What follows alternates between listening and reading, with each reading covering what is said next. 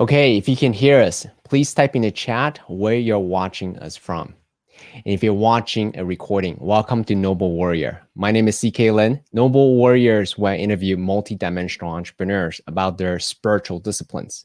We'll deconstruct their mindset, mental models, actionable tactics, so you can go on and take them and engineer your life with more impact and fulfillment. Of course, if you have other entrepreneur friends who could use more inspiration and more permission to be who they really are, go ahead and share this episode with them. They will thank you for it. My next guest is Orpheus Black. He's the author of the Enso, the philosophy for submission. He's an educator for over 25 years with several titles in the BDSM and kink community with insightful practice steeped into spirituality and intimacy. He's a living bridge between healthy sexuality and enlightenment. He's being featured on Mashable.com, Playboy, Marie Claire, and Ebony. Welcome to the show, Orpheus. Thank you for having me. Thank you so much. This is going to be wonderful. I already feel the energy. So let me just start off by saying, when I ask my friends about this idea of multidimensional masculine, conscious masculine, your name came up.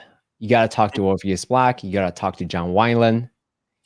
They're really excited that we are having a conversation together. So again, thank you so much for being here. So I want to drop right into this idea of sexuality is a space that's really fraught with a lot of negative charges, any misconceptions. So could you share with us, well, why this is your path? How did you get into this space in the first place? You know, I have always, since a young person, had a propensity for dealing with intimate situations. I always knew that I wanted to work in this field. There was no point in time where I, as a child, as a teenager, didn't want to do some type of work in this space. And to me, moving into the space of kink, fetish, sexuality, intimacy, masculinity, it all just kind of pulled me in from many different ways. From being a performer in BDSM to doing porn, to being a sex worker, to doing phone sex. I've done every aspect of sexuality as a business up until this point. And for me, at no point in time was it ever work. It was always my calling, always my life purpose. And I've just sat back and enjoyed the experience and just let it take me in the directions that I'm needed and required. So that's a very beautiful articulation to that. However, I'm going to challenge you a bit on that because sexuality is a little bit, like I was saying earlier, it's fraught with like judgment and negative perceptions, and you do what, they kind of like societal type external pressure, right? So I was curious, was it as clean as the way you phrase it? Like, I knew what I want to do, doesn't matter what everyone else says, I'm just going to keep going forth? Or did you have to grapple with, like, is this my path? Is it not my path? You know what I mean? To be honest, I have never had to grapple, but the people that I've been with have had to grapple with it. My being out, my being available, my not unabashed approach to sex, sexuality, intimacy has always been there, but it has been a problem for partners, friends, business connections, right? And so what I understand is that expressing yourself in any way, shape, form, or fashion is difficult. And that path is going to be filled with obstacles. But as the Buddhists say, the obstacle is the path. Helping people get over their issues with my sexuality, helping people see me as an example of a person who is expressing every aspect of themselves 100% is a part of the development. Right. So every time I meet resistance in this area, I realize it's not my sexuality that they're having a problem with, it's their own. I'm a mirror reflecting something that they want to have, want to be, want to express, but for some reason feel that they can't. So in the process of enlightening them and taking that stress off of their shoulders, and putting it on me, making it my burden. I give them freedom and space to be able to imagine themselves living in a way that's congruent with their deepest desires. Mm. Does that make sense? It does. I'm just recalling, as you're speaking, I'm recalling back to my younger days. I didn't understand this. I came from a Chinese culture, a culture that we don't talk about this quote unquote taboo subject. It's within the husband and wife or whatever the partner status, you just don't talk about it. So as such, giving the unfamiliarity with it, I had my own preconceived notions and judgments and prejudices towards even just the topic itself, not to mention the people who are working, in this, whether you're a teacher or a worker, it doesn't matter what it is. So until I have, well, hopefully a little bit more mature to really look at sexuality, hey, it's the most primal modality. So without it, the human species would not continue. So Exactly. let's talk about it. The way Noble Warrior, the way I talk about anything is, hey, anything that's worth mastering, let's talk about it. So that way we can understand and discuss the nuance of it as a path to mastery, right?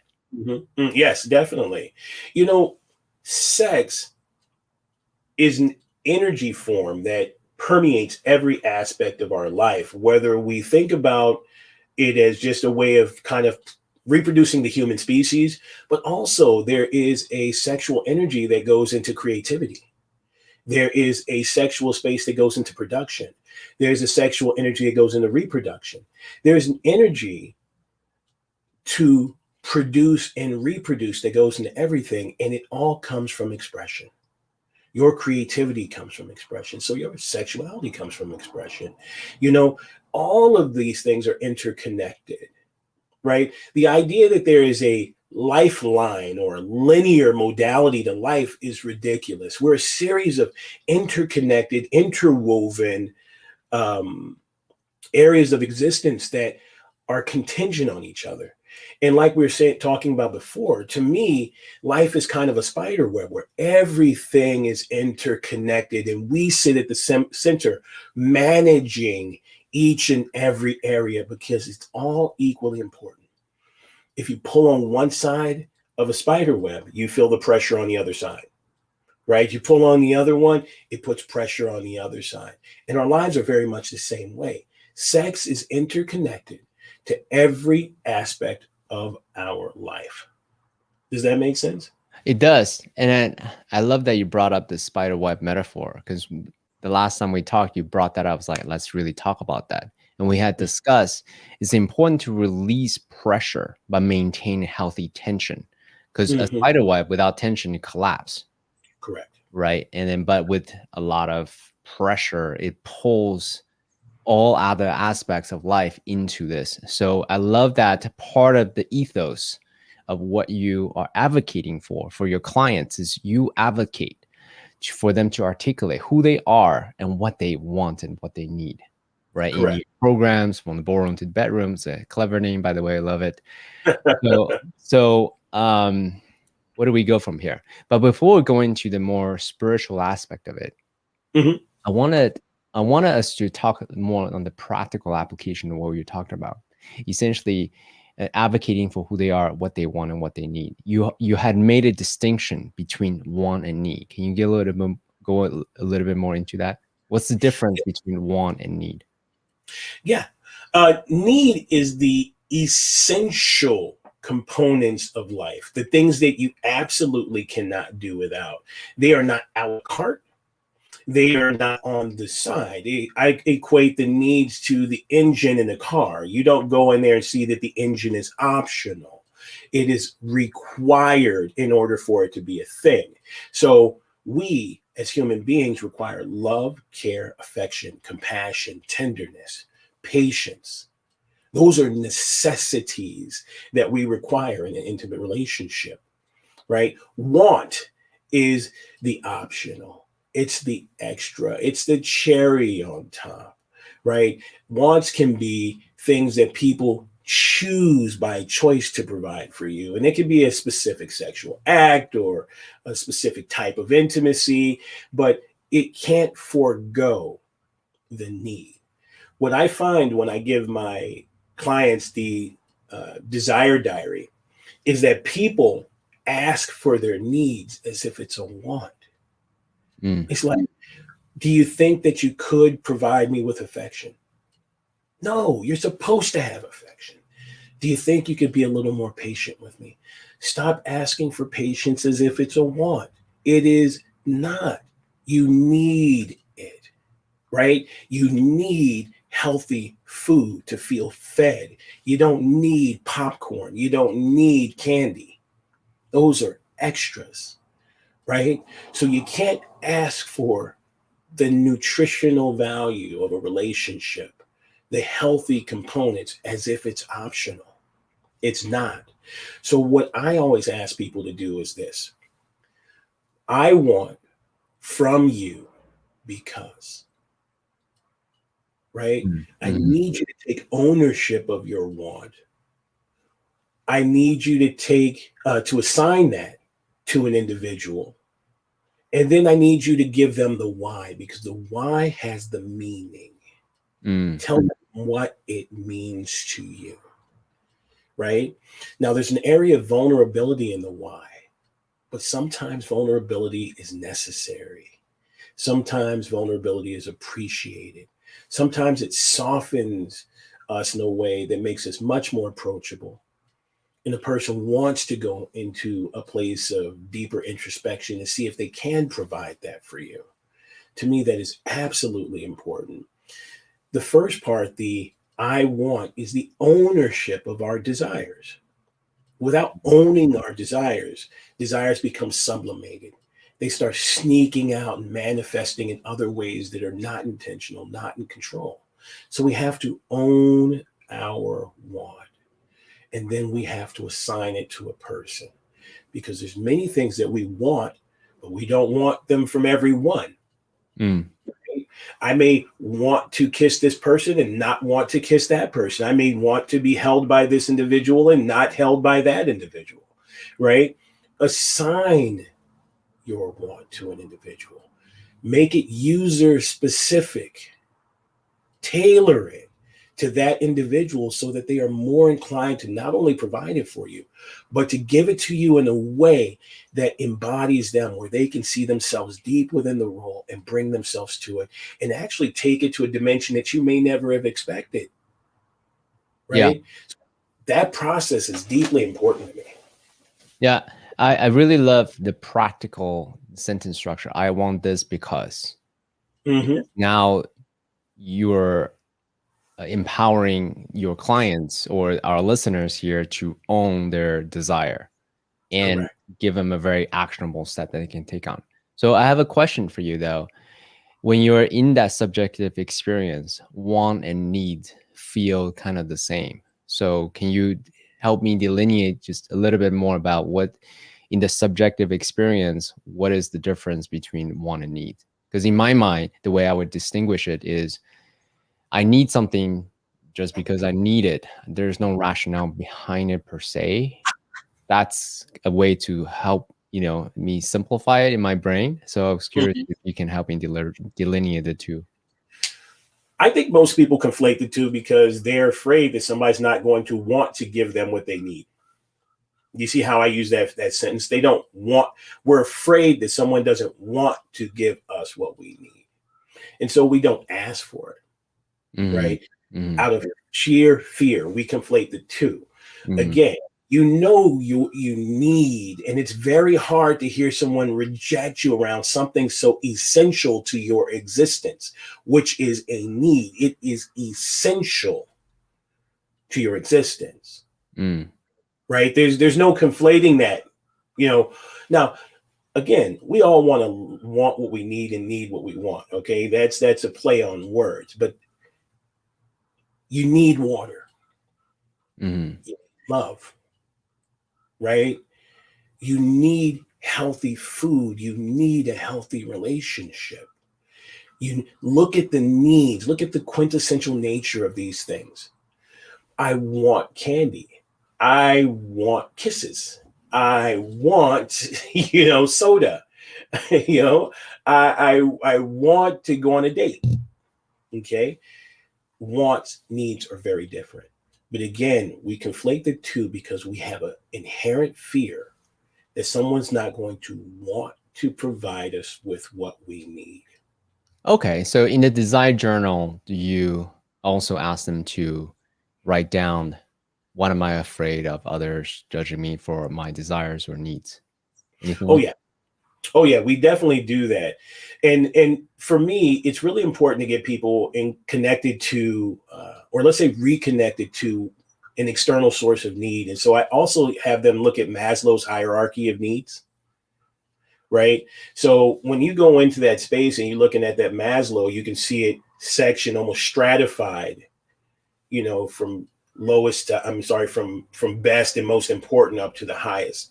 And so that can serve as a template for them to start talking about their needs. Mm. That conversation is very important.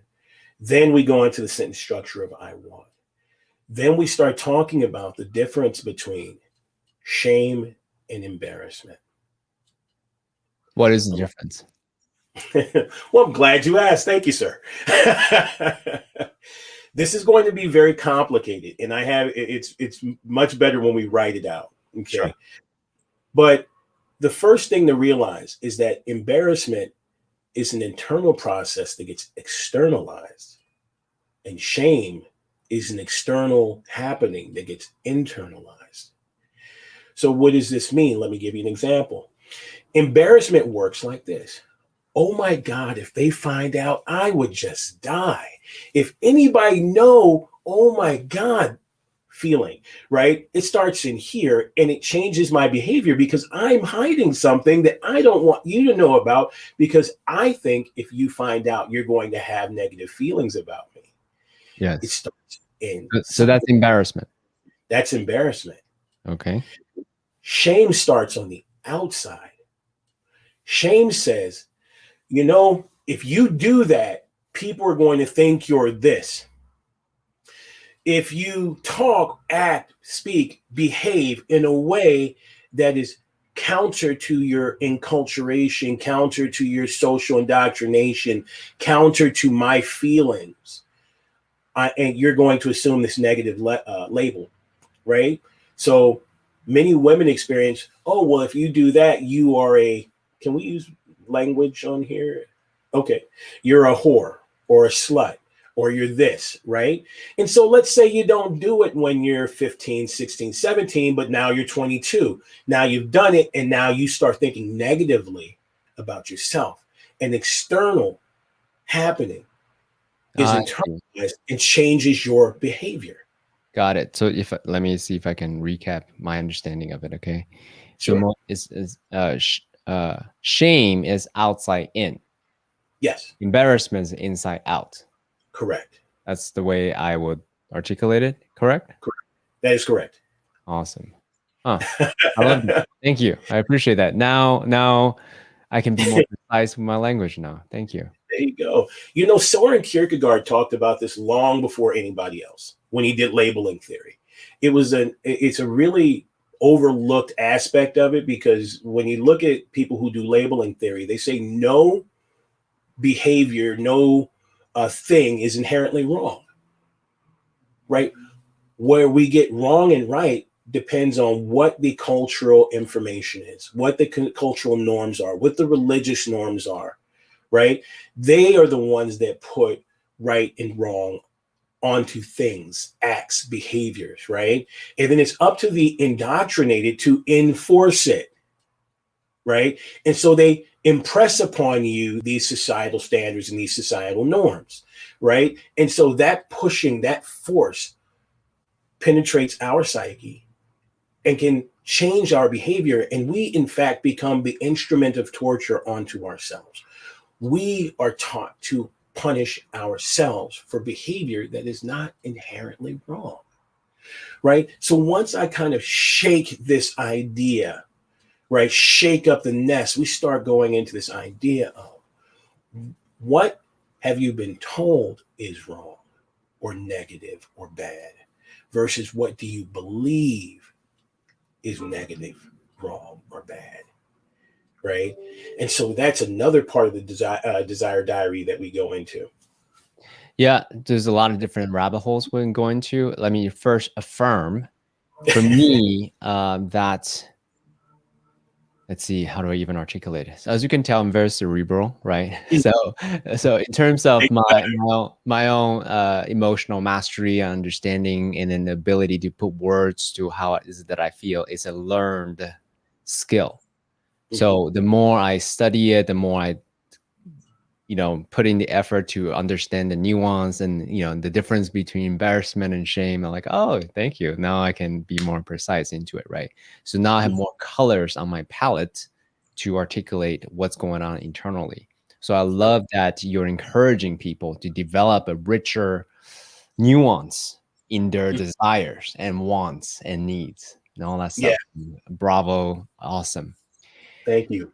So fundamentally, but I also hear this word being used a lot, kink, because in my mind, kink is something that's outside of the norm. But if behaviors are arbitrarily neutral, why do you still use that word kink if that's part of who you are? So maybe if you can help me understand and define what that word means for you, so that way it can help understand the context of how that word's being used. Kink. What is the definition of kink? Thank you. Thank you for asking that. Kink is any deviation from what you think is normal sexual behavior. Any deviation from what you think is normal sexual behavior. Why is that important? Because you, at some point in time in your life, developed a notion of normality around a primal behavior. You're saying, instead of expressing myself normally, right, in what's in line with my wants, needs, and desires, there is a template that I'm supposed to play through. I'm supposed to do all the hits, right? But then, right, as you start growing out of that and starting to express yourself more, you're like, okay, what's in line with my tastes? My tastes and social convention aren't always in line. And so then we have deviated. That is a kink, I no see. matter what it is, right? And so I do this exercise. Would you like to do an exercise with me? You would need a pencil and paper, and anybody at home would have to have a pencil and paper too. Would you like to try? Let's do it. Let's do it. What I want you to do is take a pencil and paper, and with the pencil, draw straight down the middle of the page, north to south. Mm-hmm. And then I'd like you to do another one in half, east to west. So you'll have 4 quadrants. Mm. In the upper left-hand corner, I want you to write down 3 things that you think is normal sexual behavior. Just take a couple minutes and just write down as many things as you can think of, but at least 3.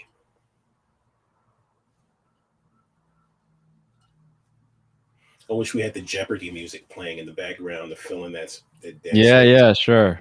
And if you want, I can go find it. Okay. All right. In the upper right-hand corner, what I'd like you to do is write down what you do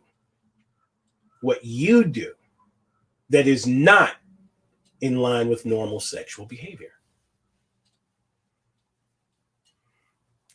Right? And you don't have to read any of this out. Just be as honest as humanly possible. At least 3 things.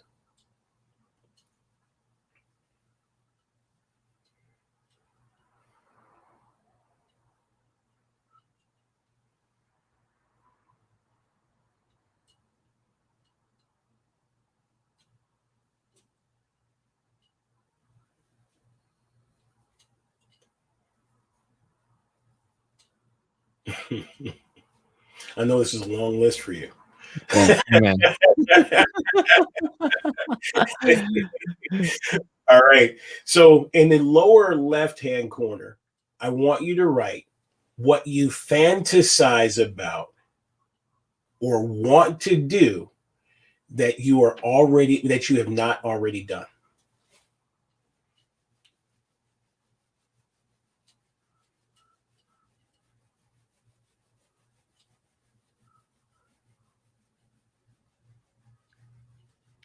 I'm kind of just articulating it out loud. It's kind of I don't know why I don't know. So, Yeah. I don't even know where to make stuff up. Right, exactly. Well, that's an important thing, and we're going to address that in just a second. And this is for the people at home as well. Once you've written down what you want or want to experience again or fantasize about, I want you to write in the lower right-hand corner why you are not engaging in this behavior. Why are you not engaging? And for those of you who can't figure out what you want, think of the reason why you have blockages around it. What's preventing you from even dreaming about the thing that you would want to have with someone you love, enjoy, respect, admire, adore, feel comfortable with?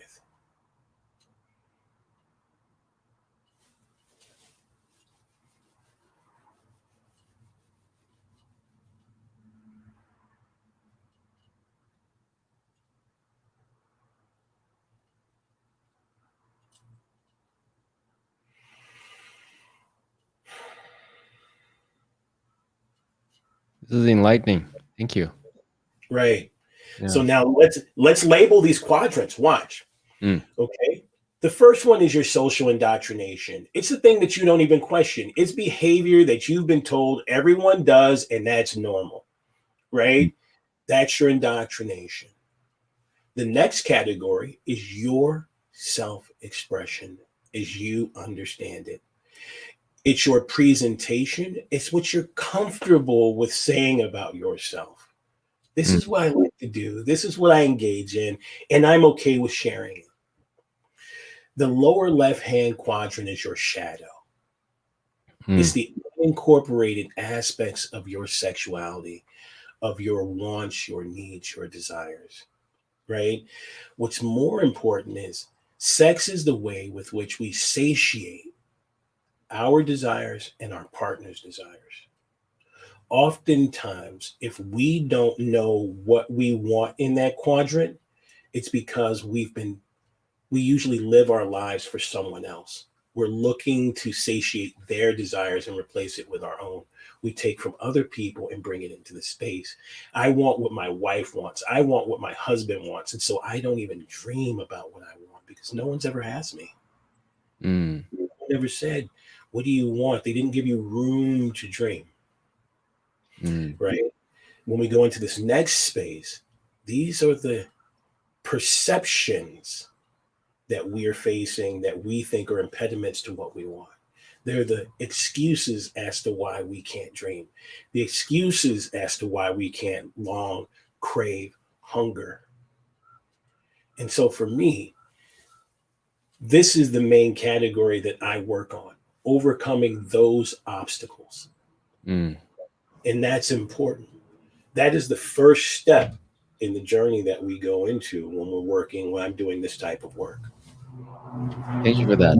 So let me ask you this question, because you have a program called From the Boardroom to the Bedroom. Like I said, very clever. Love that. So from the people that you work with, what are some of the common barriers that you see? Some common, like I said, I'm kind of drawing blanks here, right? But to your point earlier, what is the blockage? I don't know. So give us some examples of those common themes that you've seen, especially the high performers, the alpha, whatever you call them, right? The people who was really, really good at a domain in their life, athletes or business or whatever. And over here, they have a little bit of a blockage. What are some of the common blockage? The one that I get the most is fear. And it doesn't matter, like fear, insert fear. It doesn't matter what it is. They feel that fear is something to be feared. And it's things like, well, I don't want to be looked at as abnormal. I don't want to be misjudged. I'm scared that someone's going to think that I am a freak, a pervert, a deviant, right? Or that a fear that my desires will change the relationship that I'm having with my wife or my husband. Or and this is mostly with regards to female-bodied individuals, a fear that they will be locked into that position forever, in perpetuity. It won't be something that just happens in the bedroom. It'll be taken outside of and used against them or relegates them to a very specific position. So fear is the main one. And again, as you know, fear is not to be feared. The next one is just a lack of experience and exposure. Most people can't see themselves or haven't seen representation of people like them doing the thing that they want to do, and so they repress it, right? A lot of people in kink didn't really see people of color doing what it is that we do in, like, say, BDSM or fetish until I started going on camera and doing it at clubs and doing it in environment. I used to get email all the time and say, I didn't know that other people did this. And so, or people like me did this, right? Or I didn't know men did this, or I didn't know women did this. They didn't see representation, and so they didn't know that this was available to them. So they need to have the exposure, and usually represented by somebody who looks like them in order to see themselves in it, to be able to imagine themselves in that space. So that's another one. And I would say the third one, so we don't go too deep into it, the third one is just shame. People have been told by their religions, by their families, so on and so forth, that you shouldn't do this, right? And for me, again, the way shame works is we are going to label you as a subject matter and or activity and void out everything that you are. If you label me, you negate me. That's what Soren Kierkegaard says. And when you label a person as a whore, harlot, slut, and other negative words that I'm not going to say, you reduce them to an act. You dehumanize them in that way. You're saying you are a sexual activity. Never mind that your mother or your father or your brother or your valedictorian or all these other things. We're going to reduce you to an act, right? And so people do not want to be reduced. And so some of that reduces some of the play that they can do, some of the exploration that they can do. It hinders them, right? Because even in a relationship where you're man and wife, or you're committed fiance, or you've been in a long-term relationship, we still fear this idea that our partner may shame us. The person we sleep next to will start treating me differently, acting differently, because I want this type of play, because I want this type of engagement, because it takes me into a different place, a different headspace, or it gets me in contact with my primal, right? And so that's a very important thing too. So those are the top three that I would say. Thank you for that. So let me just recap real quick. It's my style, right? Number one's fear. Number two is unfamiliarity of someone that looks like me. Number three was, oh man, Shame. Thank you for that. And yeah, one of my recent epiphany is this: if you want to be more anti-fragile, if you want to be more courageous, if you want to be more fearless, the barrier to that is your relationship to embarrassment or shame. Yes. The more you can lean into that, the more fearless, the more courageous you shall be. Right. Inside and outside. That's kind of what I'm hearing, what I'm deducing. What do you think? You agree, disagree? What do you think? I do agree 100%. And this plays out not only in the bedroom, but in the boardroom as well, because how many people are labeled a hard ass or a bitch or, difficult to work with because they expressed themselves, because they had an opinion that was differing from the culture that they're dealing with. So for me, we all want to try and create our presentation, right? Your presentation is literally what you are comfortable with presenting of yourself in that environment. That's your presentation. When you deviate from your presentation, you can be labeled negatively now, right? When your presentation is not congruent with the area that you're working with, the thoughts, the ideas, the culture, you are now a deviant because you've gone away. You're not towing the party line. And it happens in the bedroom, and it happens in the boardroom. It happens in the office, it happens in the home, right? It happens in our political sphere, it happens in our social sphere, right? Deviation exists in every aspect of our life. And while your expression is unique to you, the way we will punish you is very rehearsed. The way we will punish you is very uniform, it's very swift. And it's so focused that you will pick it up and we won't even know. And then one day, that punishment will emerge for a very specific behavior. It'll remind you to shut up, toe the party line, be exactly where you need to be, exactly who we need you to be. So for me, shame in this way is very important to understand.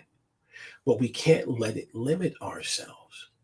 It's the people who deviate from the norm that really inspire a country, that leads us into the future, that keeps us going.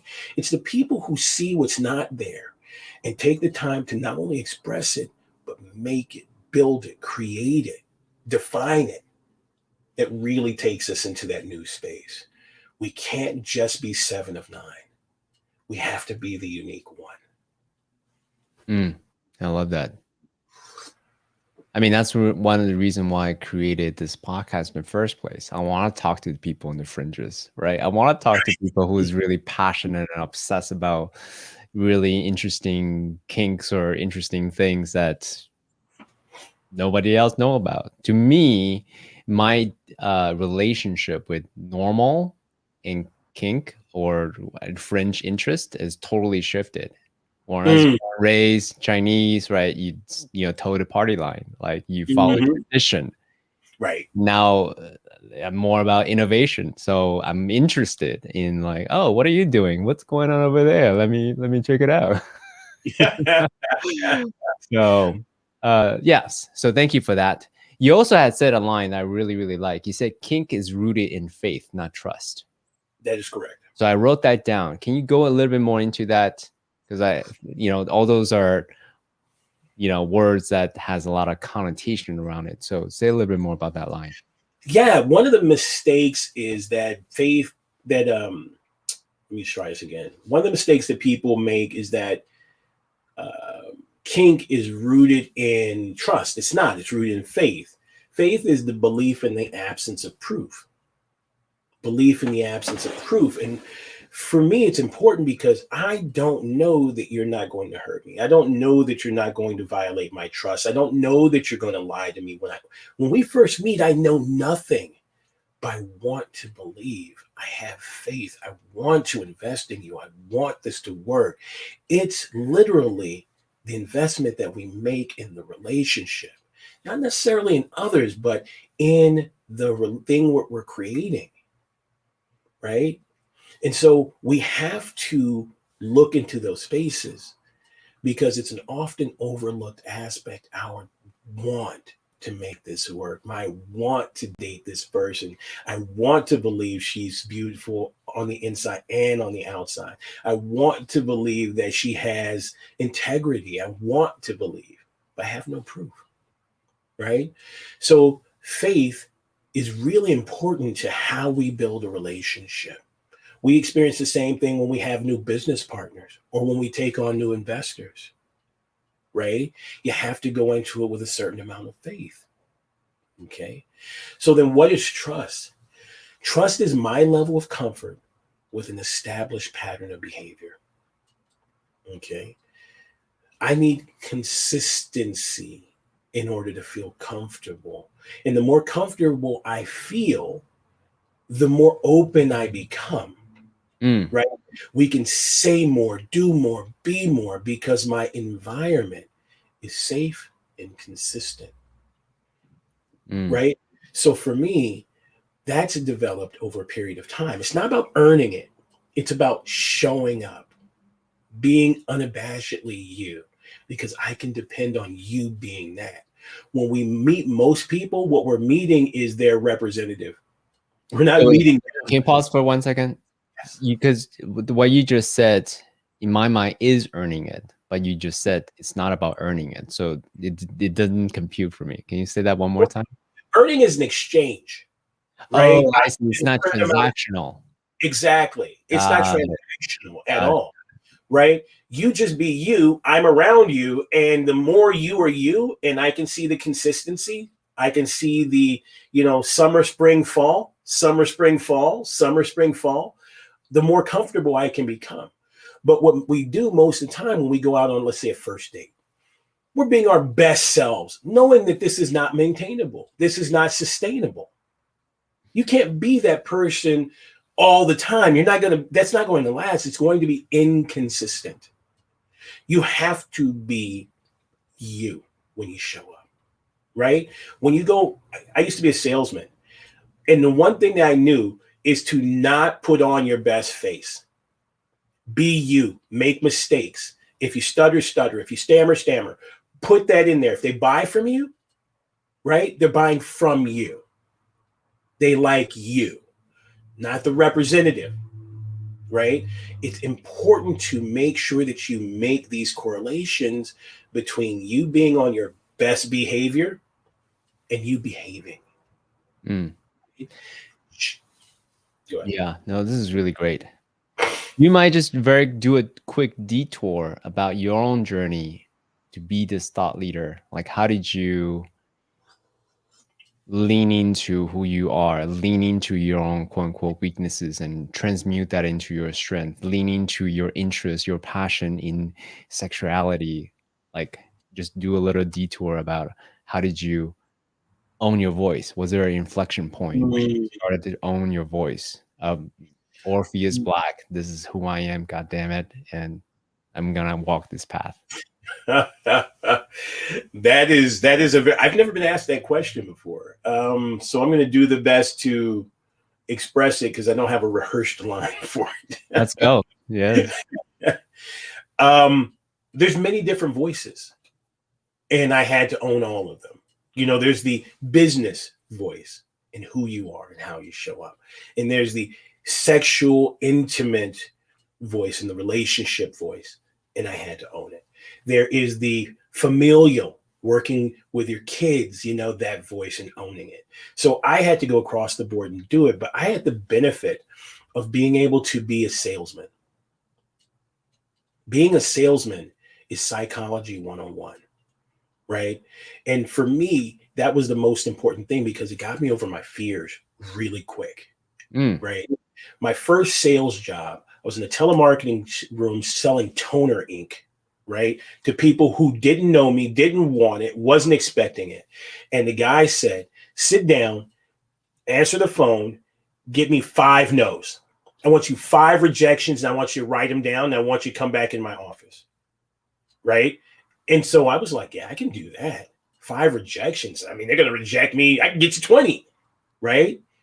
And then I went in his office, said, I got 5 rejections. He said, how do you feel? I said, I feel fine. He said, now go get me 1 sale. Right? He made the goals obtainable. He made me not fear rejection because every day I had to bring him 5 no's and 1 sale. 5 no's, 1 sale. And he said, this is life. He said, you're going to get more rejection than you're going to get acceptance. You're going to get more pushback than you're going to get acquiescence, right? This is life. Go live on the phone. And I did that. And I took that same modality in every aspect of my life. So when I came out like kinky, I was like, yeah, I'm going to meet 5 people. I'm going to tell them I'm kinky and they're going to go away. And I'm like, I need 5 no's to get 1 yes. I love that. Is that part of the curriculum? It is part of the curriculum. It is. Okay, so tell your partner your kink, and then your partner is going to tell you no intentionally, purposefully, so that you get used to the rejection. So you can hear it, right? Because I think it also, when you go into that intentional no space, I can also say, thank you for protecting yourself. You know what I mean? Thank you for taking care of you. It gives me a few ways to appreciate them And so I can make sure that they also make sure that they understand that they're heard and respect. Because a lot of people say no just to make sure that you can hear the no, accept the no, and you're not going to shame them for their no. Does that make sense? It does. And so we go into space, and I can say, ask for anything not actually connected deeply. You know what I mean? Not connected, because we're just practicing hearing no. Does that make sense? It does. I mean, it's the dojo, right? You turn your bedroom into the dojo, a la Noble Warrior. We love dojo. Yeah. Let's do this. I love exactly. dojo. Yeah. So exactly. So hearing no for me was really important. You know, it's important building. I know other people have whole philosophies around this, but for me, it's really getting used to it, feeling it, letting it wash over you, and then creating a pathway with which you use grace and compassion and dignity and appreciation to say, I heard you, I accept what you said, there's no judgment. In fact, I'd like to congratulate you for being able to use your no, for being able to express your no. And it's okay to say no to me, right? So that for me is really important. I really love the tone, the way of being that you hold when you do the communication. It's mutual respect, one spiritual being to another spiritual being versus, right, in my mind, like I said, what's painted in the movies is like one person overpowering the other person. That's like it doesn't do anything for me. So if you don't mind, go into this space. What is the difference between force and power in the way that you practice, you teach your clients to practice in the sacred space that is the bedroom? Force is a non-consensual immersion of an act of nature, right? It's non-consensual. It's pushing. It's overriding. It's overwhelming. That's force, and it's not consensual. Even if it arises from a natural place, even if it comes with good intention, it's not consensual. Power, on the other hand, is the ability to influence something in a way that is beneficial to you. You using your power, your influence, to be able to produce an outcome that is beneficial to you. Now, just like force, it can be used negatively, it can be used positively, right? And so what I help people do is become a conduit by which power moves through you. Yes, you have the ability to influence your partner, but do we want to do that at the moment? Or do we want to provide them with an opportunity, a choice that empowers them? Give them the opportunity to say, do you want to participate in this thing with me? Yes or no? Right? That's power. The ability to use your voice to make a choice. Right? So taking my influence out of it, not using force, providing them with an opportunity, and then allowing them to make a choice and not penalizing them for their choice. That's the process. I love that. Now, since you work with a lot of people, do you see different stages of development? You know, again, bring back the martial art example, right? The yellow belt, orange belt, the red belt, the black belt. Like, what for you, have you observed or learned different stages of development in the sacred space that's the bedroom? The thing that I learned the most is that people develop in the areas that they want to develop in first, and then they develop in the areas that they need to develop in second, right? Because everybody has a trauma that they want to deal with, or a potential trauma that they want to deal with, right? When I used to do Sierra Club, basically what they would talk about is being a first responder up there, right? And this is how it often works. Let's say a guy's mountain climbing, he falls, he breaks his legs, but he also cracks his head open. And I go over there and say, let me deal with your head because that's most important. The guy goes, no, it's not my head. Stay away from my head. It's my leg. Stay away from my head. It's my leg. What are you doing? Right? He doesn't have awareness around this other thing. He's only aware of this. And so what they say is deal with the problem that he's aware of first, and then get consent to treat his other injury. Because sometimes we have a deeper insight into what's wrong and they don't. Right? So it's really important for me to deal with what they think is the problem first, and then ask them if it would be okay if we look in this other area and take care of them in this way. Right? And so I deal with their want first and then their need second. Got it. So you meet them where they're at, what their desires are first. Mm-hmm. Then as a coach, as a guy, as a Sherpa, then you point out like, hey, have you considered, right? Mm-hmm. In the way that only Orpheus could do. Okay, got it. Beautiful. And then what are some of the signs of maladaptation, or signs of like, hey, this is something that you may want to look into? Well, let me give you a story before we do this, because what we're dealing with is a person's perception of a problem, right? And so I had a partner, and she had an issue that she couldn't see, but I could. And so I walked her into the bathroom. I said, look in the mirror. What do you see? She says she sees her eyes, her nose, her mouth, and her hair. I said, can you see the back of your head? And she said, no. And I said, well, you have to understand that there's a part of you that I can see that you can't. And I'll do the best I can to describe it to you, to talk to you about it, and to try and work with you and your feelings about it, right? But you have to allow me to see you entirely and recognize that I'm trying to see you entirely. Your perception of yourself and my vision of you are different. So help me help you. And a lot of times I have to have that conversation with a client, because I come with an outside perspective. I can see the back and they can't, And so what I look for are the telltale signs of the problem or the avoidance, right? Because we have to remember that avoidance, running, shutting down,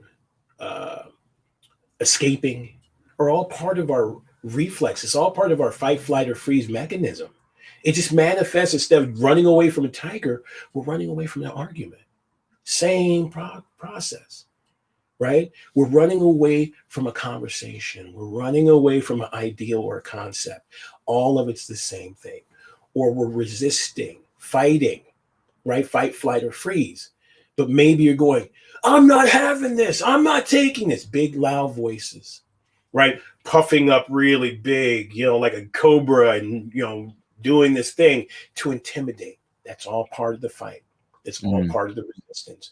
And so as I see the resistance, as I see the flee, the avoidance, as I see the freezing and the shutting down, I understand that we're in an area that is sensitive, that's sacred, that's raw, that needs healing. And so I wait until we've dealt with what they think the issue is. And then I ask if it's okay if we talk about this. Does that make sense? It does. I really appreciate the way that you talk about it. And so in my mind, how I reinterpret the way that you say this is, as you address their desire, and then you point out to them their blind spots. Correct. And then you are working with them to free themselves up from the negative charges that they may hold onto, an anchor, or feel trapped about. And then as a path to be more liberated, be more free. Right. And really sexually specifically, but everywhere else in life in general. Exactly, because everywhere else is suffering from the same thing, because it's all connected, right? And again, to look at Chael Sonnen, the fighter, he has this model that he uses, and he says, when you put pressure creates stress, and stress creates fatigue, right? And so this thing that's pressuring us, we're trying to alleviate. And we alleviate it with one of three natural inclinations: to fight it away, to run from it, right? Or just to shut down and just freeze into it, right? These are natural instincts, and it's okay. It's got us, a million years, it's got us to this point, right? But we have to look at every aspect. because it all saying the same thing. I need to get this painful discomfort, whatever it is, off of me. And the longer it stays, the more stressed I become and the more tired I become. And we all know that we don't make the best decisions when we're tired, right? When we're exhausted, when we can't take anymore, we make rash decisions. So my job is to help you, feel where that pressure is. I'll help support you in getting it until you can push it off of you, right? Then we can start working on the stress. And once the stress is relieved, then we can start finding peace. We can start resting. We can start recharging. We can start dealing with the things that we need to do so that we don't put that same pressure, or at least to that same extent, on us. And then we also create protocols for dealing with stress. And then we create time for us to heal, meditation time, introspective time, vacation time, to recharge and go back into that space. I love that. So we talked a little bit about the before. Can you share with us a little bit, either your personal story or client's story about the after? Describe it for us, because this is, in my mind, again, this is sacred work. Tap into a space of freedom, tap into space of liberation, and to the most primal space, the animalistic self, right? The primal space. So get into the somatic, you go inward, and to be able to articulate to myself and then to another that these are my wants and needs. Sacred work. So describe for us, what is the after? When you say the after, I'm sorry, I just want to make sure I understand. Transformation, right? Before and after. Oh, yeah. The transformation that I see the most is this awareness of self. It's like, I didn't know I needed that, is the thing that I hear the most. I didn't know I wanted that, is the next thing that I hear. Most people don't dream. Most people have never been asked, what do you want? What can I provide for you? How can I help you? They get so stuck in this, I have to do it myself, right? They are non-consensual individualists, is how I like to think about it. Wait. There was a lot of syllables. Say that again. Non-consensual individualists. What does that mean? Meaning they're collectivists at heart. They want to be in families. They want to be in groups. They want to be in relationship to another person. And through a non-consensual happening, they wind up forced individualists. Maybe it's a breach of trust, and so they don't trust someone anymore. And so I'll do it myself. I don't need anyone. I don't need a man. I don't need a wife. I don't need a partner. I don't need this. I can do it myself. I can take care of me. But they really don't want to, right? They want to rely on another person. They want to be cared for. They want to be tender with somebody, right?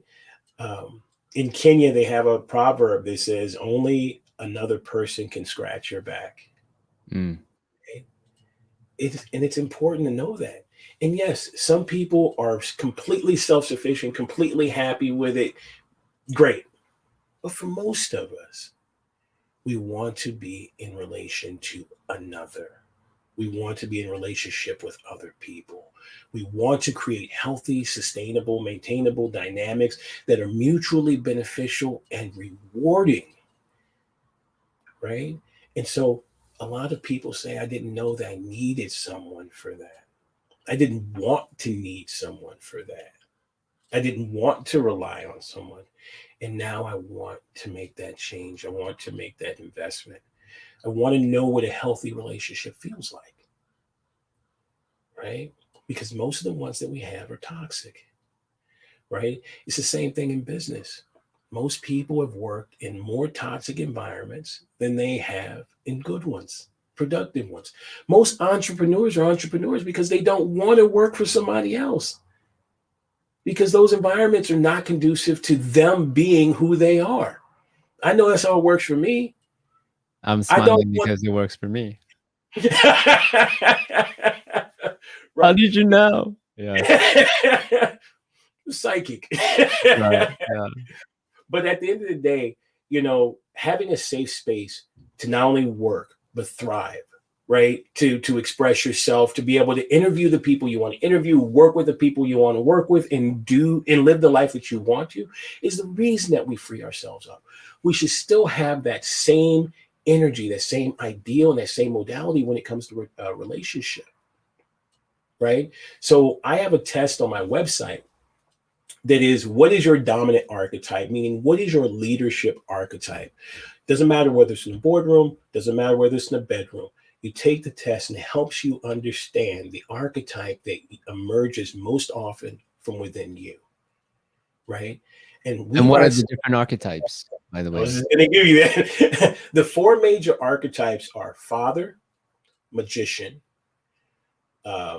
director, and king, right? These are the ones that you're going to see the most. As an entrepreneur, you know that you have to direct and guide people. You have to tell them what they do. You have to delegate. That's just the way it is. Even if you're delegating to yourself, even if you're self-managing, self-leading, you have to delegate. That's important.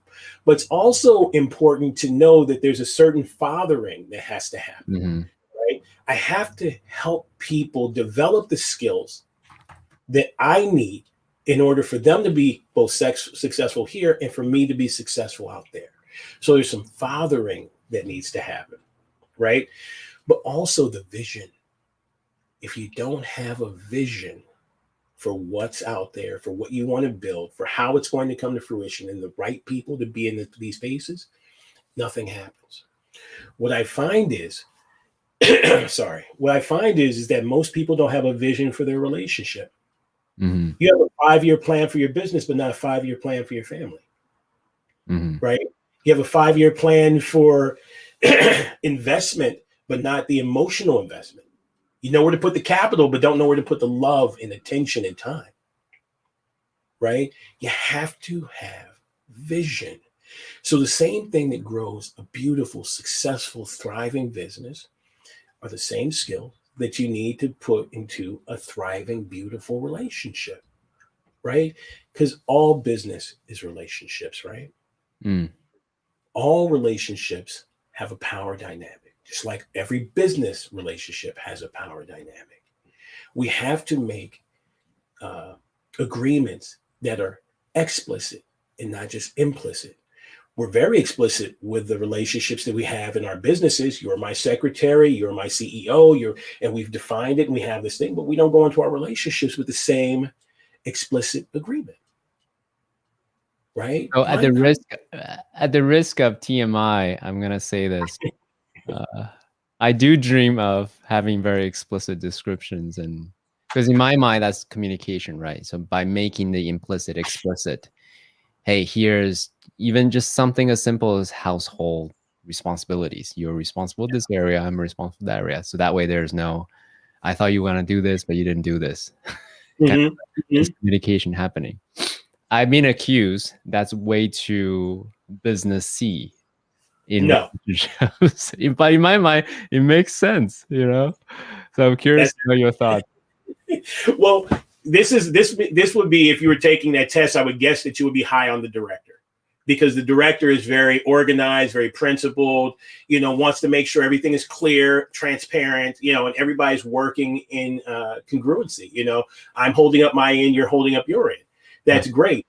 But and that's going to be an avenue, but it can't be the bulk of your archetypes that emerge. You have to say, well, you know what? My partner is not used to this, so I have to father them.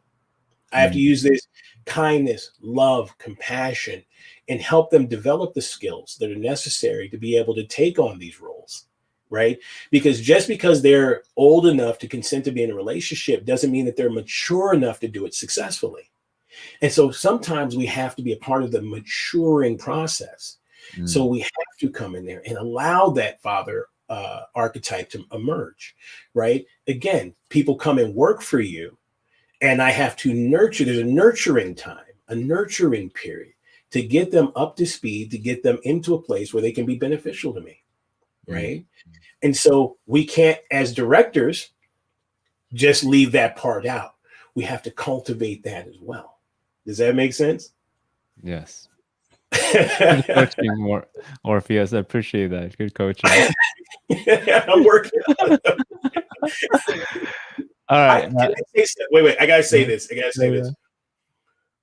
I have a unique insight as an American into Eastern culture because I have been raised with Asian philosophy, and I just love Chinese culture. I love Japanese culture. I love Indian culture. It's my speciality, right? And so one of the things that's really important for me is acknowledging that people have traditions, right? And they have ways of being that are deeply rooted in who they are. And it can't just be picked out and overlooked.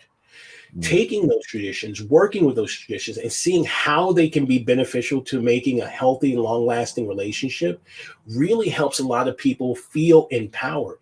Because, like you said, it's like, no, I'm very detail-oriented. You know what I mean? It's like it's important to have both the love and the structure. It's important to have both. Whereas in America, we're like love, no structure. Mm-hmm.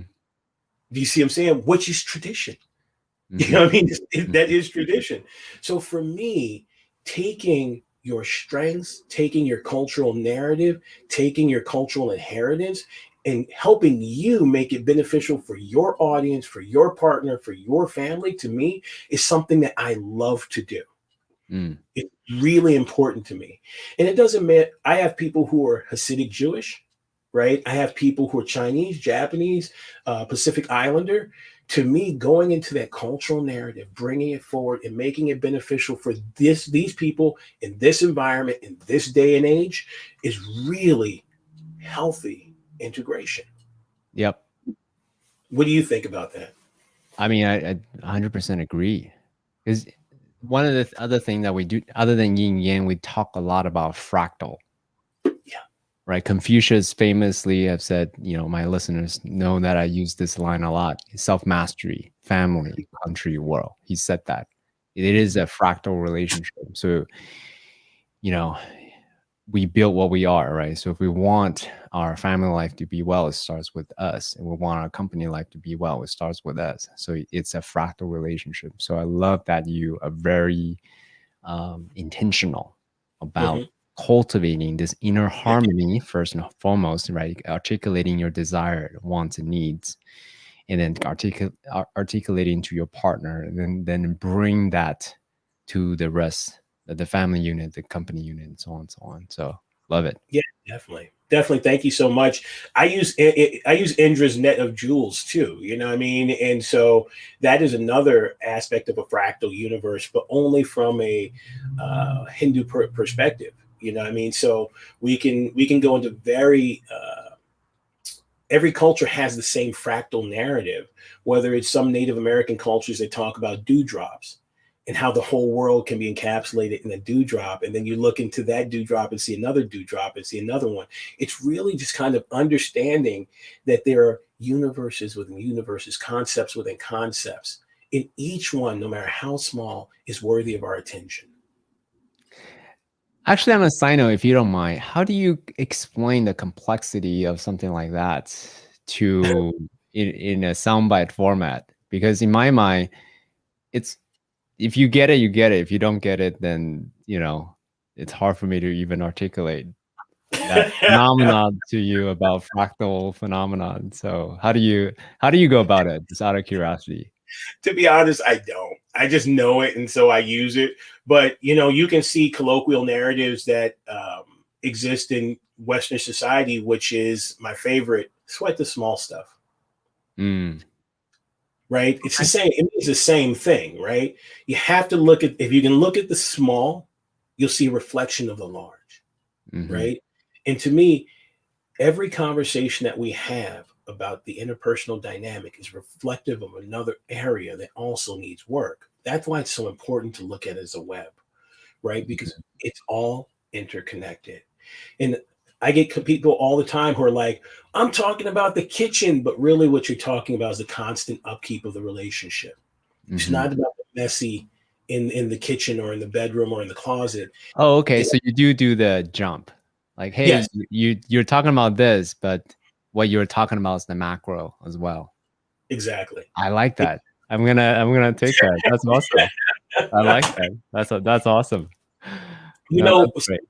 one of my clients, I love them to death, and they said it's okay for me to use this example. The husband kept leaving stuff all over the house, right? And she's like, he won't pick it up, and there's always this, and there's always shoes, and there's always this, and there's always that. I said, what room in the house did he design? Nothing. I said, what paint did he pick out for the walls? None. What furniture did he buy? None. I said, maybe he's marking his territory. Maybe he wants people to know that he lives here, and he's leaving unintentionally, subconsciously, or even repressively, leaving little things that says, I'm here too. So why don't you put up some art that he likes that's reflective of who he is? Why don't you put up a room or something, an area that has his taste involved, an area for him to inhabit and occupy and feel comfortable with, right? Put a space for him in every room and see if it clears up. And it did, right? Because oftentimes what we're seeing is our perception, disrespect, uncleanliness. It's setting us off, triggering our thing. And we're not thinking deeper about the narrative, right? And I know 50 million men who allow their wife to take care of this whole thing. And I also know 50 million men that leave their crap all over the house. So instead of thinking about this as a direct assault on your senses, think about, I wonder why he's doing that, right? I can tell you before I had this space, I left my stuff everywhere, right? And I can figure out why. I wouldn't make up my bed. I can't tell you why. My bed stays made up, as you can see, right? Every day, every morning, made up because I love my space to look the way I want it. Give the person a space, right? Which brings me to another aspect of my teaching, which is space, place, time, sacrifice. Space, place, time, sacrifice. If you can remember those four things, you'll see every element of the relationship in a fractal kind of space, right? So Before you go on, by the way, because you shared this with me before we started the podcast, what is the difference between space and place? space is an environment, place is a location. Mm-hmm. Okay. Can you say more? Yeah. So this room, the walls, the ceiling, the floor, these are places. This bed is placed in this place, right? It's placement. Space is the environment. It's the feeling. It's the I narrative, got it. right? When you look at like Michel Let Foucault, me let me articulate. I want to make sure I understand this. Okay, so place is the physical, the physicality. Space is the intangible, the mood, the experience. Is that yeah? yes, that's Okay, correct. awesome. Please continue. Space is usually associated with shelter, security, privacy. When a person wants a safe place, what they're looking for is shelter. Hard walls to keep the world out. In our primal brain, it's the cave, right? In our subprimal brain, it's the womb, right? It's a thing that we are able to develop in. Okay. The space is the ambiance. It's the way it makes a person feel, right? Like our mother's house feels different than any other place, right? Our ancestral home makes us feel different. It's not just the location, it is the environment that is created the way I feel in that space. So we want safe spaces that feel good, right? And so we always have to remember that space is a feeling, it's a mode, it's a just a way of being in that environment. Michel Foucault calls it heterotopic spaces, right? A heterotopic space is a space that helps us be who we need to be in that environment. It brings us out. We may be a different person just because the space feels good, I'm right? feeling extra sexy just looking at your space. Well, Right? It Yeah. helps you feel that. So when people Uh, step into the space, they feel, safe, they feel calm, they feel sexy, they feel turn on, they have these different things. They may have not felt that out in the hallway.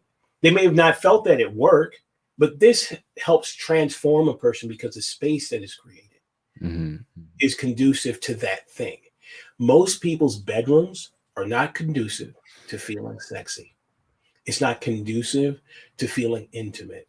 You know what I mean? The focus of the room is a television that takes you into a different world, a different place. It doesn't reflect the sexual narrative that is there, right? And so they understand they have a place where you put the bed, a place where we sleep, right? The place, but we don't have a space that's conducive to having the intimate activities that we're looking for in there. Mm. Does that make sense?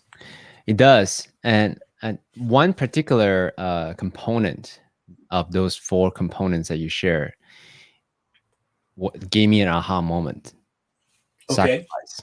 Sacrifice. Sacrifice. Yeah. And then you had said earlier that rituals are required for a good life and a life that matter. So Mhm. say more about that. Why did you say that? Because that felt true for me. And then the specific point of it is the sacrifice component. Yes. We're skipping straight to the sacrifice. What? Yes. Are we skipping straight to the sacrifice? I mean, no. I mean, you can go into your, yeah. um, let's see. How can we bridge that right off? Because I usually work up to it. Um, First of all, ritual is important, period, because it breeds significance into whatever it is that we're doing. Really, the ritual around anything is really the process of imparting significance.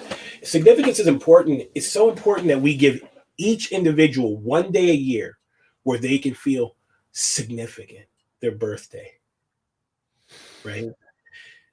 We say, this is a day where we come to you. We'll all gather. We'll all reverence you. We'll all revere you. We'll talk about the day you were born or the day we met. We'll reflect on how important you are to each and every one of us. But why can't we bring that same ritual into every aspect of our life?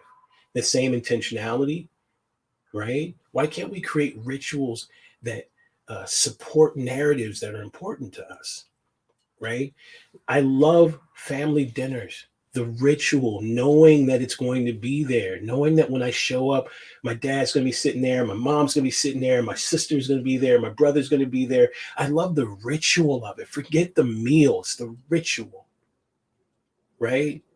It's the giving thanks, it's showing appreciation, it's the sacrifice of, I know you could be doing something else somewhere else with someone else, but you've made time for us because we are significant to you, Mm. right? That's the sacrifice element. So oftentimes when I'm talking to couples, I say, you have to acknowledge the other person's sacrifice so that they feel significant. Your husband's not watching the game. He's doing this thing with you. He's not at work. He's doing this thing with you. He's not doing some other thing that he wants or needs to do because you are so significant that you've taken precedent.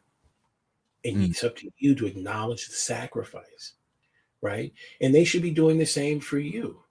You're not out doing your thing, doing your exercise, doing your yoga, working your job, doing your thing. And he should acknowledge the sacrifice in that space. And so for me, when we do the space, thank you for creating this amazing environment, for lighting the candles, for putting on the music, for doing this thing. You took time to do this, intention, effort. Let me acknowledge and support from my down deep in my heart that you did this. Thank you. I appreciate it for you making time for me, right? In your schedule. Even though we're in this relationship and we may have been together 25 years, appreciation is important. Re- Appreciation is recognition of the sacrifices that you've made to make this happen, Mm. right? Space, place, time. Thank you for paying the bills to keep the light on, the paying for the oil to make sure that this house is warm. Thank you for your sacrifice. Thank you for taking care of the kids. Thank you for raising our children. Thank you for cooking this meal. Thank you for taking time to watch what I want to watch on television. That's always a good Mm, one. Because I mm, know you don't like my program and you could be doing something else, mm. but you're sitting here with me. Thank you. That's what the sacrifice is really for, is to really remind people to appreciate their partner for the things that we do and not take them for granted. Yeah. Yeah. Space for gratitude is so important. Yeah. Because after a Space. little while, huh? Space, right? Space for gratitude. Yeah, it's true. Because after a while, when two people are familiar with each other, it's so easy to take the gift of presence, of sacrifice, of time, of space for Mhm. granted. Right. Of course, Orpheus, CK, they're gonna be here. So I Hmm. can just be a jerk. Right. They'll forgive Right. me tomorrow, right? We won't go to bed mad. That's taking it for granted that that person will wake up in the morning, make it home from work. I mean, not to bring it down, but there's a lot of people who didn't get a chance to have that conversation with their partner when they went on 9/11 to that building. But if you make a ritual of gratitude, appreciation, acknowledgement, right? Every day you feel comfortable. Every morning for 25 years, I've got up to watch my wife get dressed in the morning before she goes to work. Mm, Every morning for 25 years, I at least open my eyes to watch her walk around. Every night, or as much as I can, before I go to sleep, I want to see my wife. Whether she's mad at me, upset with me, loving me, not loving me, I want to see her face. mm, Because one morning I won't, or one afternoon I won't. And so mm, I make a ritual and I show her, I appreciate her. I make a comment. I say, good morning, or hi, or you looking good, or whatever it is, to say something before she walks out the door. Just to acknowledge. Sometimes you have to acknowledge. And now I'll give you where I got that from. I actually got that from the Tao of Pooh, mm, right? And in the book, Piglet says, hey, Pooh. And Pooh says, yes, Piglet. He said, I just wanted to know that I exist, mm. right? The acknowledgement of my existence is sometimes enough. And so just waking up and just saying, good morning, hello, hi, I see you, I hear you, thank you, Mm. is enough. On that note, recently I came across a really interesting internet meme that just summarized what we just talked about. Is Mm, whenever you speak to someone, imagine this is the last conversation that you have with this person. yep. Then of course, nothing but kindness and the most compassion and generosity comes out versus you whatever. So Mm-hmm. Yeah, that is absolutely important. I like the framework of space, place, time, sacrifice as a process for that, right? mm, Because a lot of times people are very analytical and they need to be able to hit steps, right? Making time. Time is made, it's created, it's fabricated. You make it, you don't get it, right? You have to make it, you have to carve it out. So take time to carve it out for your partner. How much of this pie have you carved out for your partner? How much have you carved out for your relationship? How much have you carved out for your kids? And what is the process for devoting, for how much time you create for each person, right? Because it's really going to be what you perceive as being most significant. And if you take your wife for granted, if you take your husband for granted, that sliver is going to be smaller and smaller because you think you can make it up later. One day there's not going to be a later. so I want to ask you a question about this line between adaptive and maladaptive regarding honoring your desire, because uh, whatever we focus on expands. So if I focus on my desire, in my mind, right, it's going to expand, more and more desire, which is fine, no problem there. However, I guess the concern that I have is become this hungry ghost. I'm always Mhm. grasping for, desire. Oh, if I have this much money, 10x that, then I'll have more and more. Yeah, it's gonna be better, right? Whatever house or the toy or the accolades or the whoever, right? So for Right. you, since you're teaching people to get familiar with their authentic desire, what for you do you teach them the line between adaptive and maladaptive of their desire? Yeah. This is a difficult one. Because first we have to have an idea of what desire is. And I take the Sanskrit word kama, as in Kama Sutra. Kama means desire, but it's unique in that in Hindu culture, desire kind of has this understanding of coming from a place of completeness, longing to feel completed. There's just like when you feel hungry, there's a hole, and I want to fill it so I can feel whole and happy and complete. Right? It comes from a place of striving for equilibrium, just enough to get balance. Right? And so to keep your desire from getting out of control, think, am I satiated at this moment? Did I have enough? Did I receive what I needed? And that's important. When we go past that point of need, it's kind of like stuffing yourself. Eventually, you feel bad, you get sick. It's no longer conducive. It doesn't feel good anymore. We have to recognize the cycle that there's going to be emptiness and that there's going to be a desire to strive for equilibrium or wholeness. And that is what we call desire. And then we're going to fill that space of emptiness. And then we're going to feel content, and we're going to enjoy it, and we're going to relish it.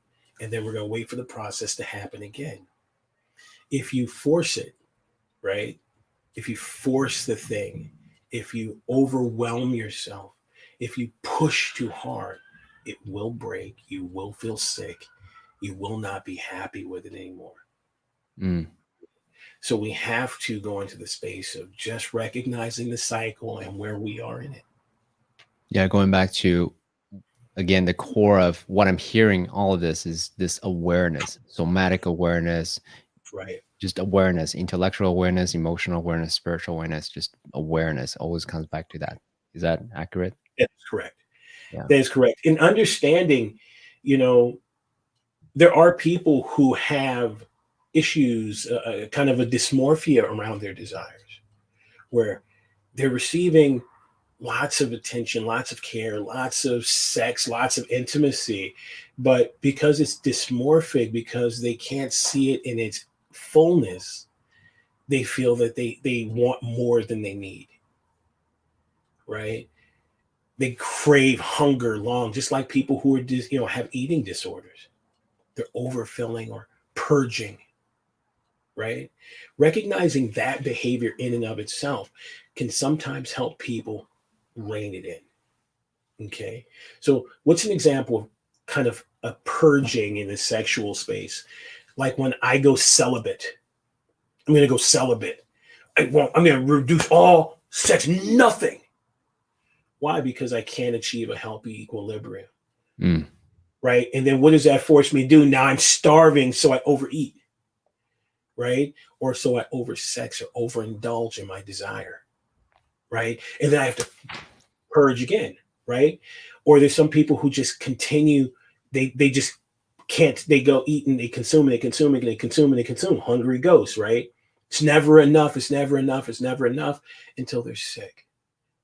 And they kind of get this, I'm going to say psychosexual or psychic obesity. What does that mean again? Psychosexual and psychic obesity? Yeah, psychosexual is the emotion, the gratification that we get from the thought of doing the thing, from watching, looking, seeing. It's the psychological gratification. And I think that there's a type of psychic obesity that people can get where they can't get enough, can't stop seeing enough. Like people who have porn addiction. Mm. Right? They overindulge in the porn. Right? There's people who have fetishes where they overindulge in the fetish. There's people who want sex so much that they drain their partner. Mm. Right? They're not taking time to savor the meal. They're not taking time to deeply and on all levels appreciate what it is that they're receiving. Creating a ritual around sex, sexuality, intimacy, relationships, right, really can help a person savor what it is that they're receiving, right? A process of gratitude can be a part of your thing, right? Recognizing a person's sacrifice can be a part of the thing. Paying respect to the space, maybe like burning sage to say, let me respect the space. Let me, let me look at the physical location and make sure it's up to par, or whatever it is. Really appreciating the colors in the room, the look on your partner's face, all of that can be something to help us rein in our desires, to make sure it's healthy and beneficial to both us and our partner. Yeah, using the meal analogy again, it's not to just, hey, let me wolf it down in 3 seconds as quickly as I can, versus Mhm. actually chewing it and savor it and then looking at it and then smell it and then articulate, maybe even discuss it if you want to, as a way to deepen that experience altogether. Yeah. Yes, that is absolutely correct. And if you think about how we appreciate our partners in those moments, this is why I say sex is the way with which we satiate our hungers and desires, or the hungers and desires of our partner. So when you go into that space and you're satiating, it's taste, touch, sound, right? It's vision. Look at them, feel them, taste them, right? Hear them, appreciate all of it. Take your time. For me, sex is everything that happens outside of intercourse, right? Intercourse meaning the intentional manipulation of the erotic areas for the sole purpose of orgasm. Everything else is sex, Mm. right? If you think about it like that, you can take a person more in their totality and realize that oftentimes when someone's saying sex with you, what they're saying is hand holding, eye gazing, soft touches, warm hugs, kissing, hair stroking, caressing. When you think about all that is sex, and you can appreciate that in that space, you'll realize that people want to do it with you more and more often, because they're being engaged with in a way that they've not been in a long time, or if not ever. Right? What are your thoughts about that? And also the spaciousness that you provide, Mm, right? So it's not, so they can be however shape or form or whatever the way they are, characters and archetypes, and then the space you provide. It's just, right. they have that freedom, right? That finally someone's able to receive me as the totality that I am. Mm-hmm. So on that Exactly. note, I want to ask you a question, because you had made a point of the partner of this person doing this thing, right, has now the opportunity to cultivate compassion, Mm-hmm. right? Mm-hmm. So do you have any methods, tactics as a way to cultivate that safe space and Mm. also cultivate one's own compassion towards another human being? Yeah. I think it revolves around learning how to receive. Mhm. Most people don't know how to receive that intention, receive that attention, to be able to be heard and seen in their fullness. A lot of times, um, clients will say, I'm not used to being seen. And you see me, it's uncomfortable, right? Because I'm not used to being fully heard, fully seen, fully watched, fully engaged with. And this is a lot of attention. So, how do we create a process where you can be comfortable with being seen, right? One of the unique things that bondage provides is an opportunity for a person to step back and just receive. Mm. I like to kind of use this analogy that nobody likes bondage. Nobody likes financial, emotional, psychological bondage, right? But you'll be tied up, because what you want to be is the center of a process. You want someone to pay attention to you, work on you, where your only job is to sit back and just to be in a space of allowing, be in a space of permission, right? And allow yourself to feel the rope going around your body, to feel the hands and the breath on your neck, to be able to be in a uh, in a space that's non-exploitive, right? Where someone's not just trying to use you as a means to an end, to just feel your body in the moment. And then to sit back and just receive the touch, the love, the hug, the affection, to be able to create your own intentions and have someone work within those parameters. To me, when you're in that space and you learn how to receive fully, right? You learn how to give fully, right? So for me, it's really important for both partners. Well, it doesn't matter if you're dominant or submissive or you have issues, you have to learn how to receive. And then you have to learn how to submit, to give yourself over to the space fully, to let go of whatever's holding you back, and to drop deeply into that space of reception, right? Because both partners are self and other. I'm both the provider and the receiver. So I have to know how to navigate both spaces. I want you to go a little deeper there because you ran by those powerful concepts very quickly. Right. Okay. You have to learn both to give and to receive right away. So like, why do they have to? Yeah, Great right. question. So that way they can go deeper into who they are and also the union of what's possible. So say a little bit more about that. Contextualize it for us. Yes, yes. Alan Watts has this idea that people can't take care of themselves because what the self needs is not tangible. It's tenderness, compassion, love, affection, right? That's what we need from other, right? And so we have to learn how to receive that because most of us aren't used to it. We're used to uh, affection in the form of a gift, or we're used to receiving dinner, goods, services, but not true tenderness. We're not used to being seen and cared for, right? We're used to trying to take care of our body. I give myself a facial, I give myself time at the gym. We think that's taking care of ourselves, but we need other people to just be able to listen and take time, be patient, hold us, those things. But when you don't have it for a long time, you forget how to receive it. It becomes uncomfortable. You know what I mean? You resist, you push away. You're like, oh, I need this to be over. This doesn't feel good anymore. Right. I'm used to the space of resignation. It's Yeah. it's now totally foreign to me. Yeah. Now I have to create a new space to even receive this as a Right. yeah. In another Taoist idea, doing versus being, another Buddhist saying, doing versus being, right?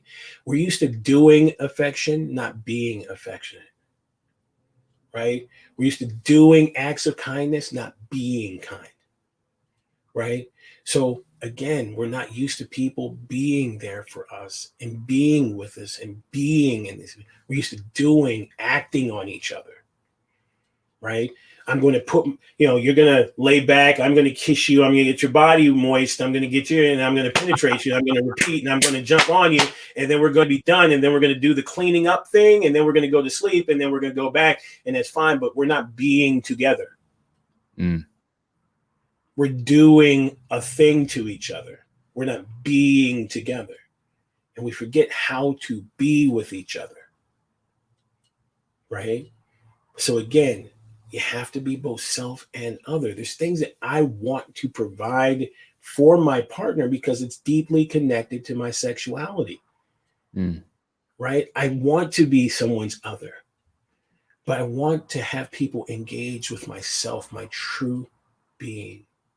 I want them to touch my heart and my soul and my passions. I want them to feel me, not just my body. Mm. It takes time to reintegrate into a relationship. I love that. Mm. Thanks for sharing that. And then what's Thank possible in that space of you. being seen and, really connecting? Because now we're really talking about the more spiritual aspect of it, not just as using your words, the sensations of the body, Hmm. not just the emotionality connection of, one another. But now Hmm. it's even deeper than that. So even more subtle than that. Can you describe that space a little bit more? The sacred space of having that spiritual connection, two spirits coming together through the sacred path of sex. Mm.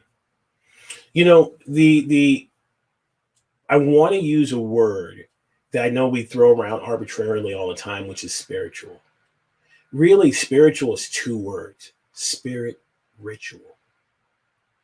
Right? It is the process that we've created to help bring forth and work with the intangible nature of who we are, the quintessential essence of who we are as a person existing in the world.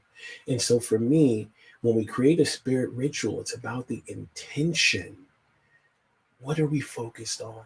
Is this about bodies, or is this about being close to you, merging with you, making deep expressions to touch something in you that is longing to be touched, needing to be have unification, something that's needing integration.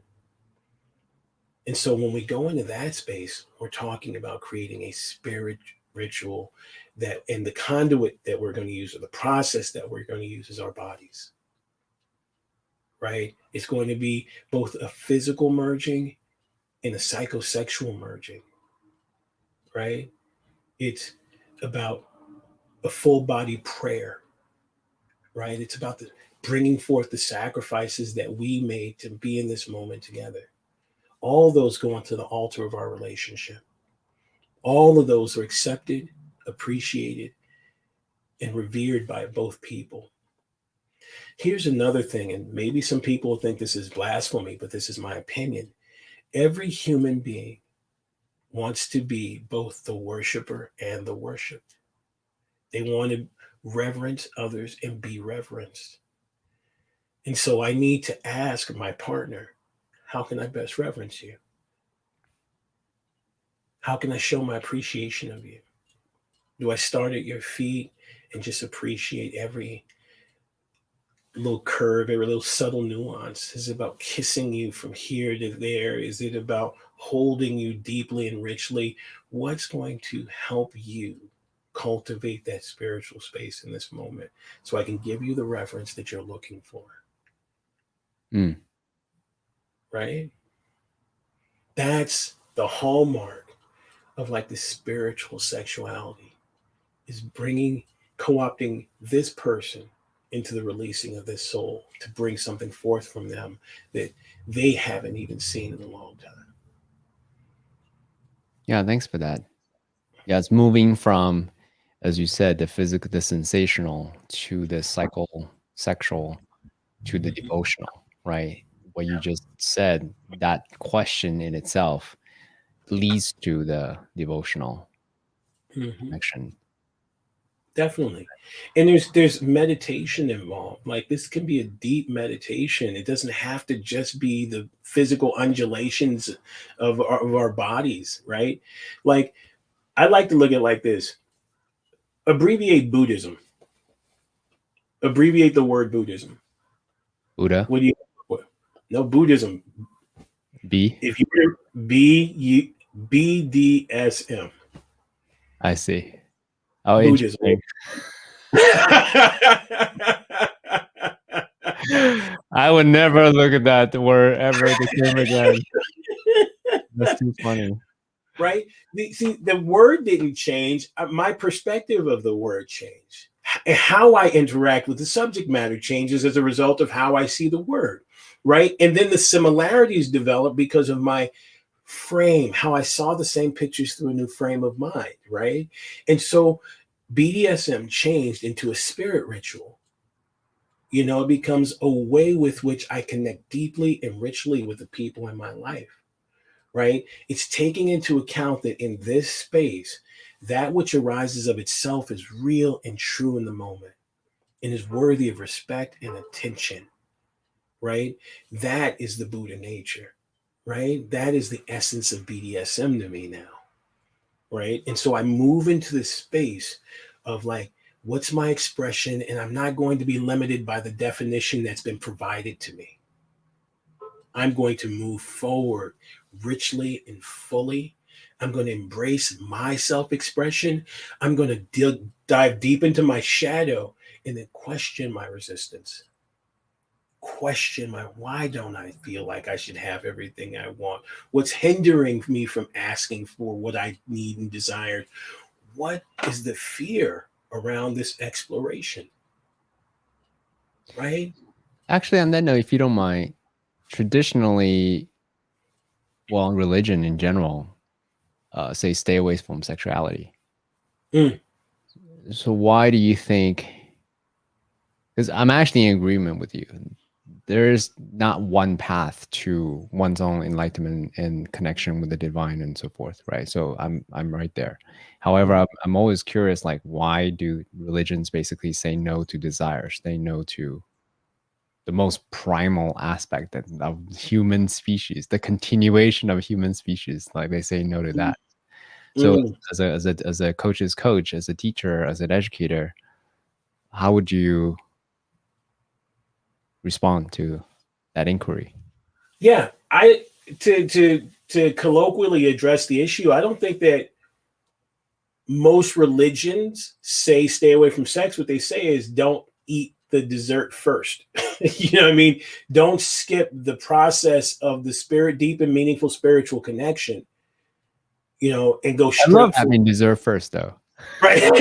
I know you do, right? But they've created an outline for a safe, holistic, healthy way of doing it. And what they think in most religions, as I've studied them, the process is around mutual respect, meeting, connecting, talking, desiring, creating commitments, right, between you, the source of your spirit, right, the family, right, the friendship, the society, the establishment, making sure that you have people who are supporting your union, and then moving into a place of exploration, I see. intimate, sexual, emotional exploration. Most religions don't tell you what you can't do within the sanctity of your relationship.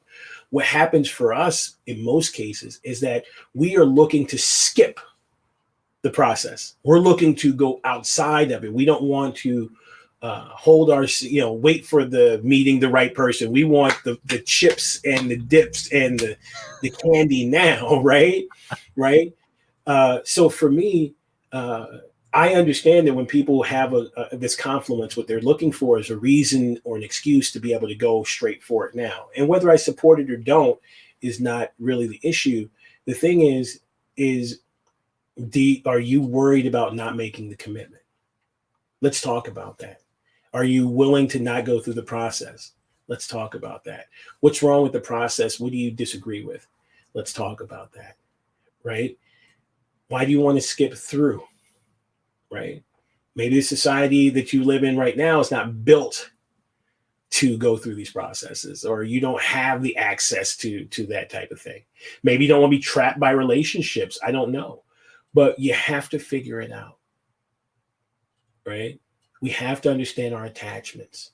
And I think that's the difference between like Buddhism as I interpret it and come into this kind of Afro Zen space is it's not about just letting go of all your attachments. It's acknowledging what is this connected to? Mm. And there are some attachments that I have to have in order to exist in this Western society. And understanding that there's suffering associated with it and the conscious acceptance of it. Right. And so when we look at religion, religion is asking you to do the same thing. There are consequences to your actions. This is the best process that we have. If you deviate from it, we can't be responsible for that. Right. But it's up to you. Each person has to live their own life. That's why we were given choice to choose this path or to deviate from it. I love that. Do you mind if we ask one more deep question and we'll complete as a Sure. okay, awesome. Thank you so much. Time flies. It's almost 2 hours. Yeah. Look at that. So let's talk about the most subtle, the energetic aspect of it, because we touched upon it, but we didn't really dive deeper into it. Many say that the sexual energy is the most potent energy. This is the root chakra, right? It's the place where one creates literally and metaphorically. So, from your perspective and experience, what's your articulation to that one? Two is, how do you go about what happens when? And let's see, how do I even ask that question? Can you give it back to me what you heard? The very annoying, terrible question. It's Let's okay. see if you can help me unpack what I'm trying to ask you here. No, no, You know no. what? You know what? Here. Okay. Let me try this again. Please. What is the relationship between one's creative potential to one's sexual energy, a la root chakra? Mm, mm. Okay. Is that better? I'm gonna do the best I can with this one. I'm gonna do it. I'm gonna do this because I have a very different perspective on root chakras versus crown chakras. In the normal world, right, in our normal Western society, the way relationship works is root chakra, and you move it up into like the Dantian area, and you start going with, like, let's say courage. Let's just say the more Japanese Zen feeling of it. Then you move up into like the heart chakras. Then you move up into the throat chakras. Then you move so on and so forth. That's how it goes. We lead with libido. I'm turned on by that girl. That's your root chakra. I want to have sex. I'm feeling depleted in this area. There's energy I need to release. We lead with libido. Then we have the courage to start capitalizing on the emotional connection that I felt during that sexual engagement. And I go over and talk to that person and say, I would like to have more. I'm starting to envision, right? Envision a life together. And possibly it looks like this, a higher purpose. That's great. But in BDSM, it works a little different. I have this vision of what my life and relationship is going to look like, this higher purpose. And I've thought about it, and I want to start talking about it. And I really feel passionately about it. And I'm going to have the courage to live courageously. Mm. Right? And then once I have the courage to go into that space, we can make it sexual. And we can have those roots that go deeper and more and farther, because I'm really serving a higher purpose. Most people don't know how to access their crown chakra, their higher purpose, because they're so rooted in one way of doing it, right? So when you think about, you have the vision, right? You bring it into your mind and you rationalize it. You start talking about it. You follow your passion. You develop the courage to live a lifestyle that is congruent with your wants, needs, and desires, and then you consummate it. You develop roots. That's much more important to me. That's the process that I teach, because I think it's more holistic, more spiritual, and it serves a higher purpose, because you've taken the time to really think about how sex is used as a tool to creatively reinforce or consummate the roles in the relationship that you have. Right? It's not jumping straight in. It's not being dictated by libido. Right? That's there. But all those other things need to be developed so that you can have that healthy relationship. You have the courage to ask for what you're passionate about. Right? Let's not just move mindlessly, guided by impulse, and then try to capitalize on those impulses and then move it up into your mind. Right? The metaphor, the image that comes to my mind is, imagine a vehicle. Our body is like a motor vehicle. You don't lead with your engine. Yeah, exactly. Exactly. You leave with the driver, the Exactly. vision, the control of, the acuity of the senses. Mhm. Then use the engine to take you wherever you want to go, versus you just leave with your engine and the driver is in the back and trying to hold on for dear life. Right. And notice that all these parts have to be working together to go to the next space, right? And this is why when we do the test, most people's highest archetype is the magician, because everybody has this really high ideal of what things should be like, sex should be like, relationships should be like, business should be like, right? But it needs to be developed a little bit more to make sure that we say, what is the higher purpose? Like, what is really the noble warrior aspiring to be? How is it going to change lives? Right? How is it going to affect the future? How are you going to change the world? That's that highest power, right? And then you start structuring and fomenting in your mind. Then you started talking about it, because it's really important for you to be able to develop the language to help you express the vision that you see, right? And then other people, it touches them in their heart. It touches just the way it touches you in your heart. And you had the courage to make the first phone call, to get your first guest, to do your first interview. And then you moved into that creative space that you made, right? Mm, Why is sex not the same way? Thank you for that. You might ask one more question and do some rapid fire so we'll complete. Is that okay with you? Sure. Yeah, Awesome. definitely. Thank you. So let's talk about teachers. Yes. In this space, conscious sexuality teachers, I've been looking, haven't found a lot. You and John Weiland name came up, right? Because of trusted friends. They're like, oh, yeah, you should talk to Orpheus Weiland, right? So from this space of teaching this, what do you think are the criteria for finding the right teacher as a professional, as a practitioner, as someone who's deep in this space? What Mm. criteria do you use? Do you recommend people to look for when they look for good teachers?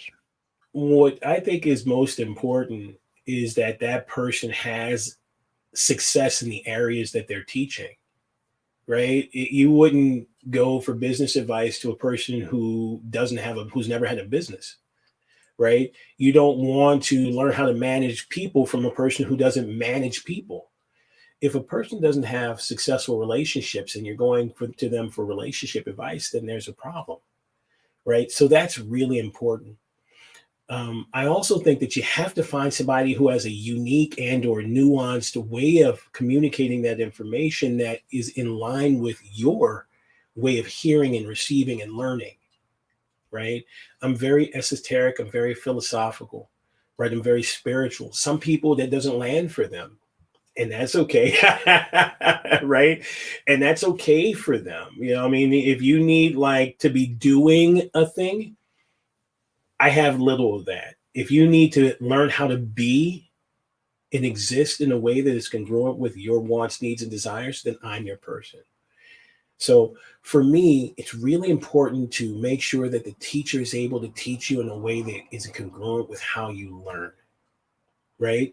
And lastly, and this is just, I think, the most important, understand the difference between a coach and a cheerleader, Mm. right? Someone who's going to just go, yay, you can do it. Yay, you can do it. Is someone who's going to inspire, lead, and motivate you to being the best that you can, who's going to challenge you and really push you in a way to make you better than who you are. To me, that's what a coach does. They take natural, raw talent and desire and take you to a place that you didn't know that you could reach. They help you reach your potential. To me, that's what I like to do. I played football, I've done martial arts, I've boxed, I know coaches, I've sold, I mean, everything from airy cameras, cinema cameras to giant screen TVs. I know sales coaches. I am a coach's coach. That's what I desire to be, but I will push you. I will stretch you. I will make sure I ask the best of you. And to me, that's what's most important in a coach. I love that. Thank you so much. Thank you. Rapid fire questions. What books do you gift most? My book. Your book? Yeah. My Okay. book, Enso. You know what I mean? Because most people don't want to understand submission as a way of life. They don't. The idea of submitting in any way, shape, form, or fashion terrorizes people until they understand that it's just giving yourself over to your own wants, your own needs, and your own desires. Love it. Right? Love it. What's one of the best or most worthwhile investments you've made? Could be money, time, energy, etc. My children. Mm, Most best investment I've ever made. Learn more from my kids than I learned from anybody else in the world. mm. When one teaches to learn, right? What's an unusual habit or absurd thing that you love? Um, Studying what my partners love to study. Mm, I read all the books that every one of I'm poly, and so I have potential. I have partners who are have doctorates and master's degrees, and so I read everything that they've ever read, and I love it. It helps me grow as a human being. mm. Lastly, what's something that everyone should know about sex, but almost no one talk about?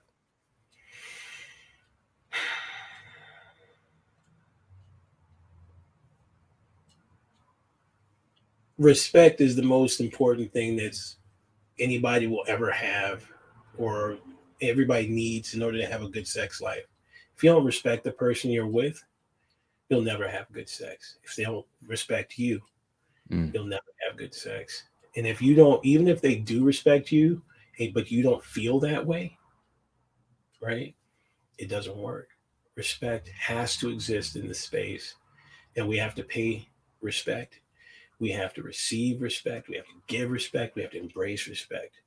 And understanding that there's two types of respect. The one is I respect your position. Two is I respect you as a person. A lot of people conflate the two, right? It's like I respect you as a husband, but not as a person. Or I respect you as a wife, but not as a human being, right?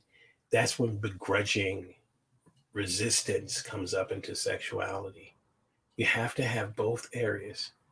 It's not only do I have to be a great husband and pay tribute and honor to my position that I hold, but I also have to be a good human being and show up fully in my masculine, fully in my healthy human, fully in my spirituality with my partner in order to develop the type of personal respect that is essential to good sex. mm. We didn't talk about poly. So I'm very tempted, but I Hit want me to up. open I it. got time. I I got want. time. What you gonna do? Oh, okay. So on that note, right?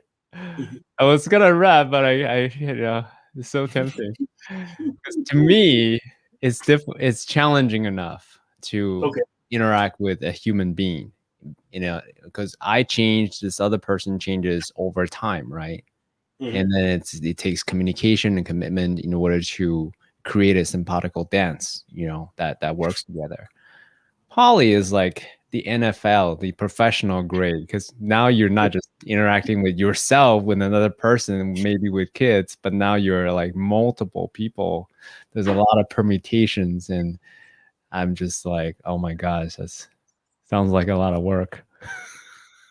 You know what? Like you know what? When it's never work when you enjoy what you're doing. You know what I mean? Or who you're doing, but it's Mhm. never work, Mhm. right? And so people have to get out of this idea of poly being work. Really, what we're talking about is most people want to be in a fixed position because that position that they're in is most comfortable with them. They don't want to have to change, alter, or grow in any way, shape, form, or fashion. So when you're with your, say, wife in this one way, we're really scared to try and be something else with someone else because my wife might go, well, you'd never do that with me, or you're never like that with me. Why are you changing for her?